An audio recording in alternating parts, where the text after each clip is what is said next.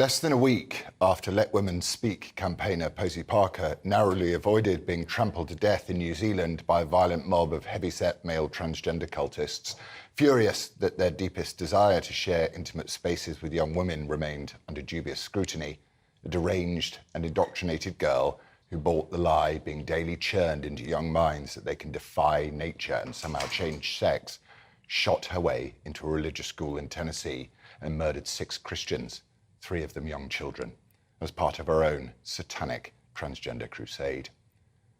Ethnic cleansing of any other group, of any other race, religion or creed would be rightly and roundly condemned, whilst inevitably being seized upon by the power-hungry for weeks as maximum political capital was drained from this pile of innocent corpses. But these weren't just any persecuted group. These were white Christians, the very lowest of the low in the intersectional hierarchy of grievance and permissible hate.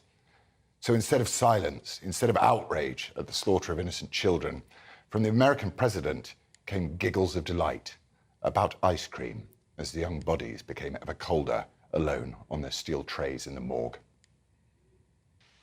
My name is Joe Biden. I'm Dr. Joe Biden's husband.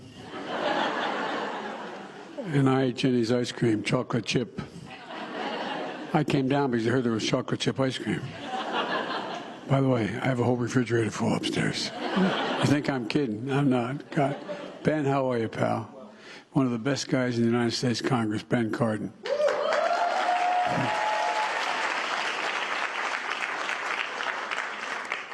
Folks, welcome to the White House.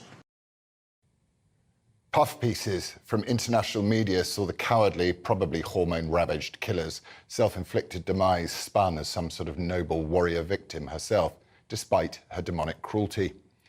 Our own Daily Mirror whimsied about the murderer's lost future as a talented artist. One wonders what we have to look forward to next in this clown world we are forced to perform in.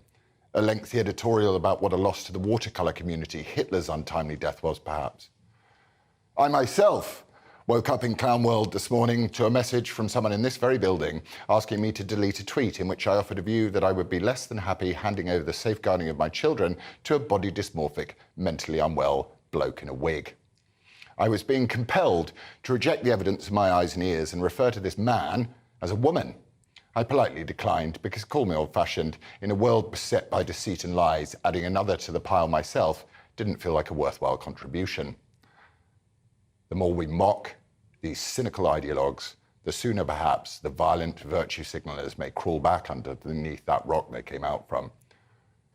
And then on Thursday came the policy exchange report about the imposition of gender ideology upon our children in schools, titled Asleep at the Wheel. The report is a litany of the way schools routinely overreach their ideological mittens into the sacred business of the family by socially transitioning children without parental knowledge or consent, and other equally unnatural practices.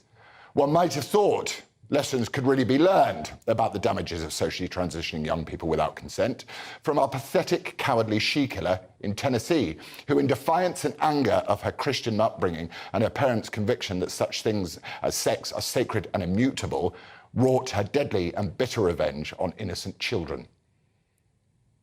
It is impossible not to see this as anything other than the thing that it is. We are in a spiritual war to protect the very underpinnings of truth itself. Society cannot function when it subjugates itself to a radical narcissistic cult hell-bent on the destruction of truth. Society cannot function when schools and the state turn children against their parents, soothing them with the snake oil sadness that a child can be born in the wrong body. Society cannot function when good men and women deny the truth for fear of the mob. Society cannot function when the mob rules. And free speech is only free when girdled by empirical truth. The reductive moral relativism of these postmodern movements, though, deny the very existence of truth itself, preferring the silky comfort of subjectivism and deceit. Any teacher or parent who panders to the gender cult instead of embracing the genuine privilege of raising children, of nurturing and supporting their kids through the harsh realities of actual real life, as opposed to this upsy-downy clown world, has let their child down in the most fundamental way. Just as any adult who, through fear of upsetting the toxically masculine trans mob, refuses to stand up for the truth, becomes an accomplice in its murder. It is possible to love your enemies, and we should. To hate the sin and not the sinner, to be wise in the knowledge that all human beings are deeply flawed and susceptible to all kinds of evil and malice. But it is also possible to recognize our mistakes and change direction. If we don't, how long will it be before a woman is stamped to death for asserting her right to exist and express an opinion, or a child, poisoned by this pernicious ideology, stalks home to reap the most chilling revenge on their loving parents? But first, over the pond, and with Trump being indicted, I'm asking you, is the Biden administration the most corrupt administration in history? Email me at gbviews@gbnews.uk or tweet me at Laurence Fox.